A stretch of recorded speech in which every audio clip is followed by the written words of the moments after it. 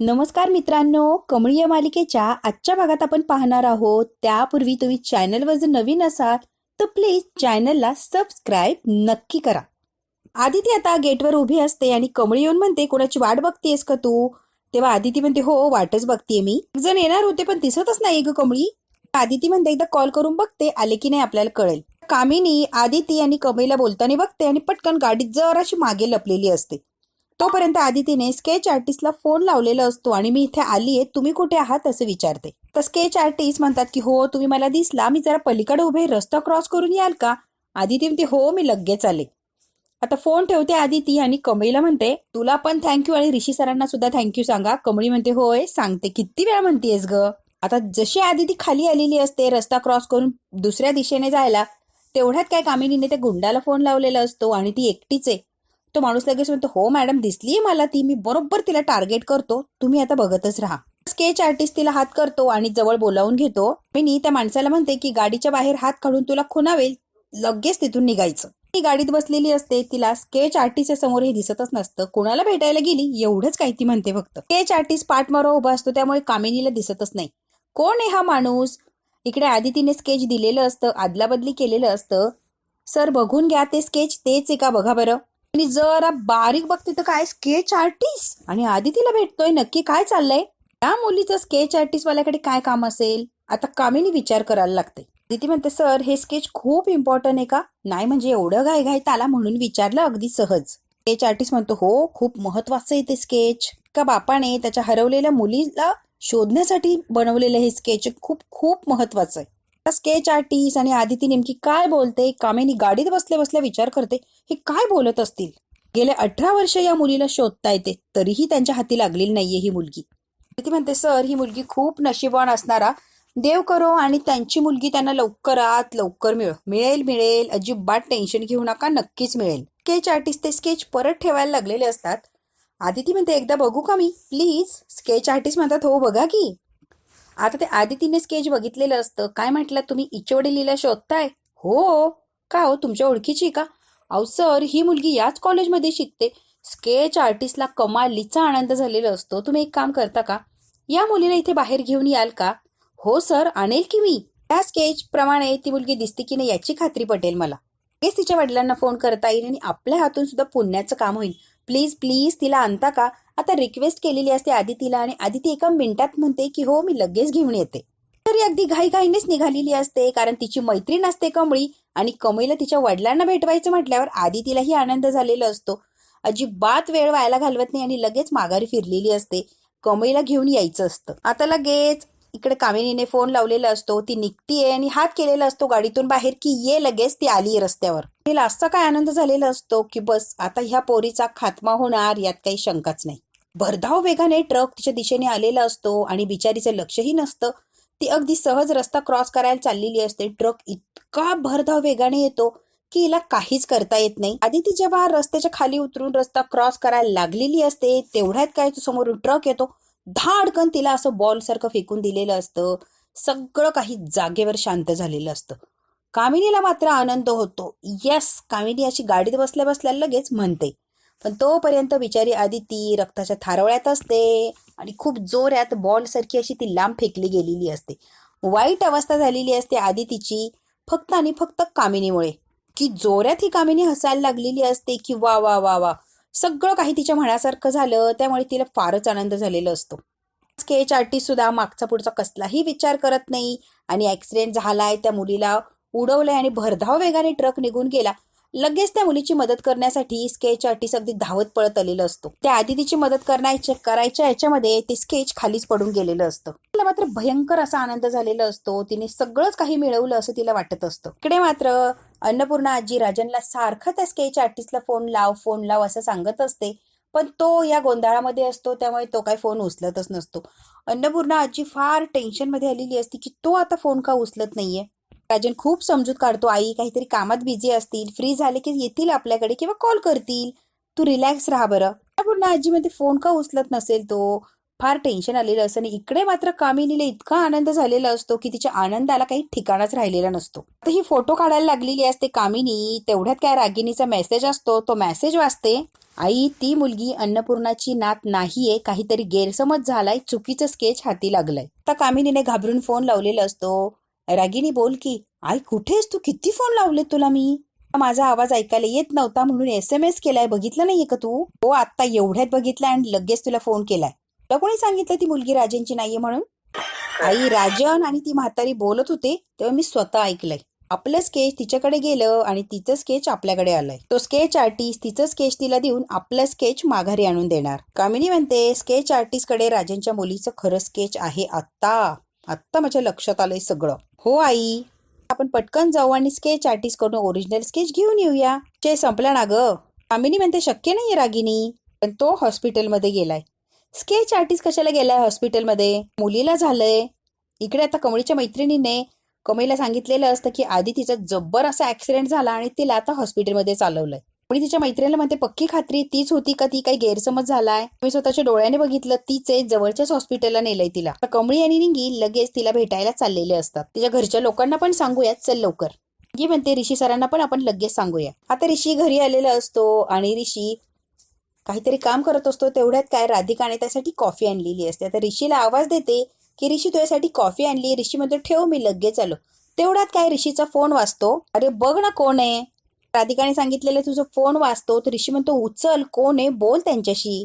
आता राधिकाने फोन उचललेला असतो आणि फोन असतो कमळीचा. कमळी म्हणते, हॅलो ऋषी सर, मी स्टाफ रूम मध्ये आलो तेव्हा मला कळलं, तिथनं बाहेर पडला. राधिका म्हणते, अगं कमळी, मी बोलतेय. राधिका काय म्हणते, कशी आहेस तू कमळी? तो जरा फ्रेश होतोय ग. कमळी, तू बोल ना, काही महत्वाचं काम होतं, काही निरोप द्यायचा होता का त्याला? बाकी कशी आहे, काय चाललंय तुझं कमळी?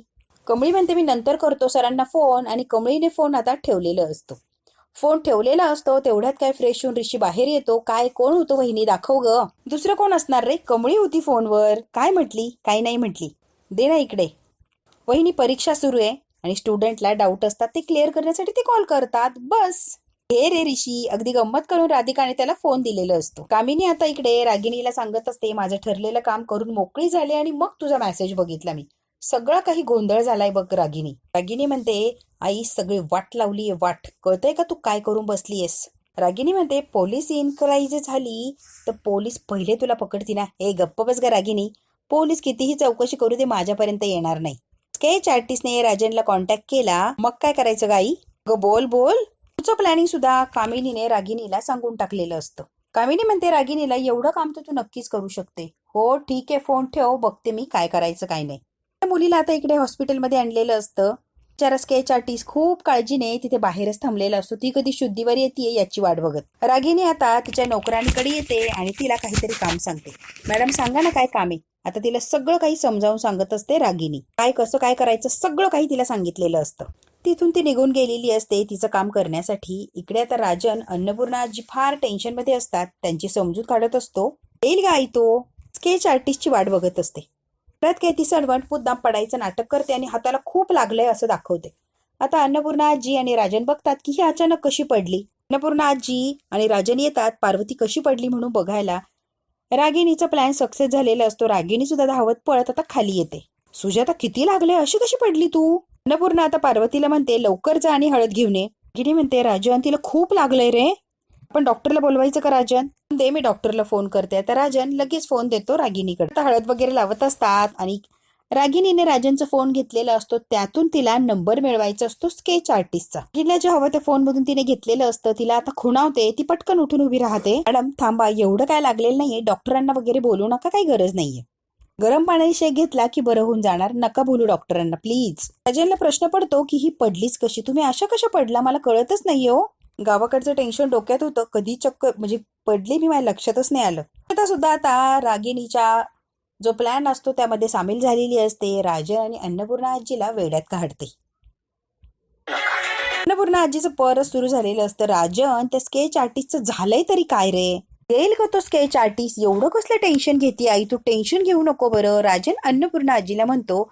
आणि स्केच आर्टिस्ट म्हणतो की मी फोन लावून बघतो राजन सरांना. आता राजन सरांना खूप फोन लावण्याचा प्रयत्न करतो, पण राजन बरोबर स्केच आर्टिस्टचं काही कॉन्टॅक्ट होत नसतं.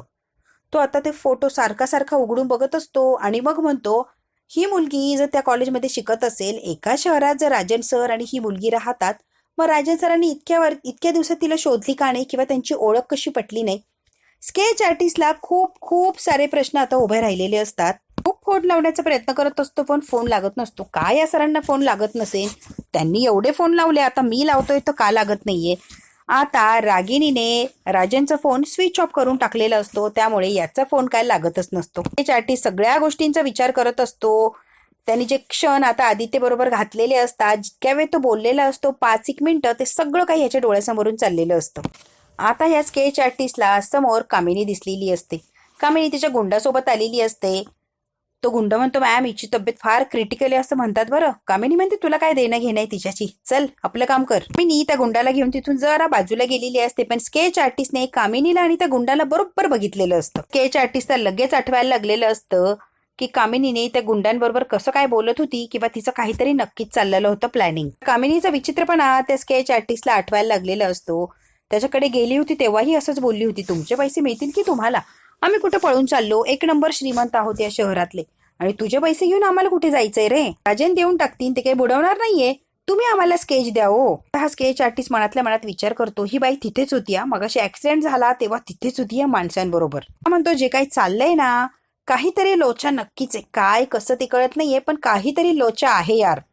स्केच आर्टिस्ट सुद्धा कामिनीला बघून शंका आलेली असते. आणि आता त्या स्केच आर्टिस्टच्या बरोबर समोर येऊन उभी राहिलेली असते. कामिनीला बघितल्यावर त्याने पाठ फिरवलेली असते. मूर्खा, तुला काय लग्न करायचंय का तिच्याशी? एवढी काळजी करतोय?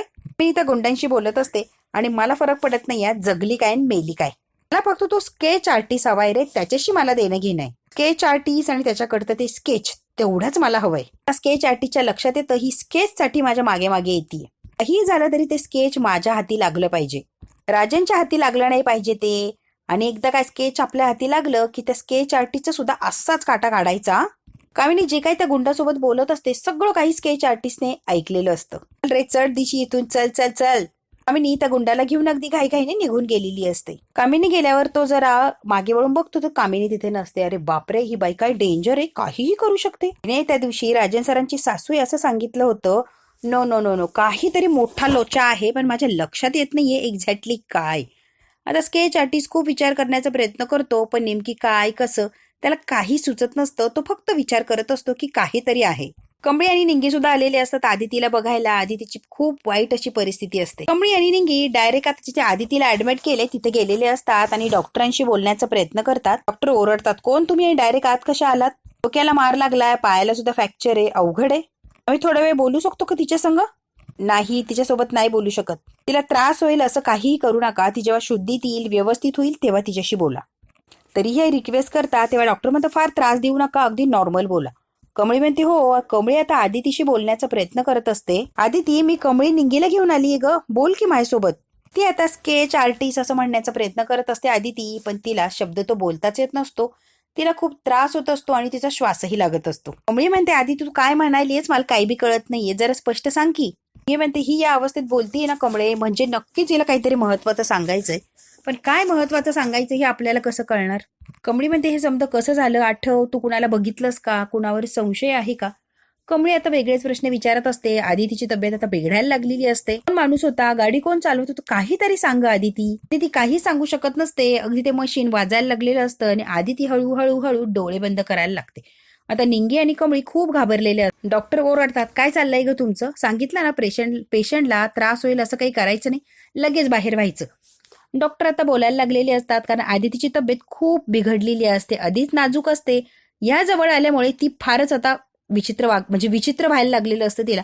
यांच्याशी बोलण्याचा प्रयत्न करते पण बोलणं होत नसतं, त्यामुळे अगदी तिला खूप त्रास व्हायला लागलेला असतो. दम लागतो आणि जोर जोरात ती श्वास घ्यायला लागते. तर त्यांच्या पद्धतीने प्रयत्न करतात आणि ती स्टेबल होईल यासाठी धडपड करत असतात. घाईघाईने डॉक्टरांना एक इंजेक्शन द्यायला लागतं, तेही खूप अर्जंट, आणि डॉक्टर पटकन तेवढी प्रोसिजर करतात आणि इंजेक्शन देतात आदितीला. कमळी आणि निंगीला आता बाहेर हकलवून दिलेलं असतं. निंगी म्हणते, माझं इकडे यायचे ती उजवाडा लय फडफड करत होता बघ, आणि बघ काय ऐकायला आलं आपल्याला. कमळी निंगीला खूप काळजी लागलेली असते. हे काय सांगायचं असेल ग तिला? यांचं बोलणं चोरून ऐकत असते, नेमकी काय कसं काय बोलताय. कमळी म्हणते, हा ऍक्सिडेंट मी घडवला, त्यांना कळणं बापजन्मा शक्य नाही. मग ती मुलगी कमळीला काय सांगणार होती एवढं महत्वाचं? तिशी सुद्धा आलेलं असतो, ते कळाल्या कळत नाही का ऍक्सिडेंट कसा झाला आणि एवढा भयानक. मी म्हणते, आम्हाला पण तेच कळत नाहीये, आम्ही पण विचारच करतोय की हे सगळं झालं तरी कसं. आमची मैत्रीण दिव्या आहे ना, तिने आम्हाला सांगितलं. ओ ऋषी म्हणतो ते काही का असे ना, आधी तिच्या घरी कळूया, तिच्या घरचं कोणीतरी येईल की. निंगी आणि कमळी म्हणतात ही कोणीतरी मुद्दाम घडवून आणले असं वाटतंय.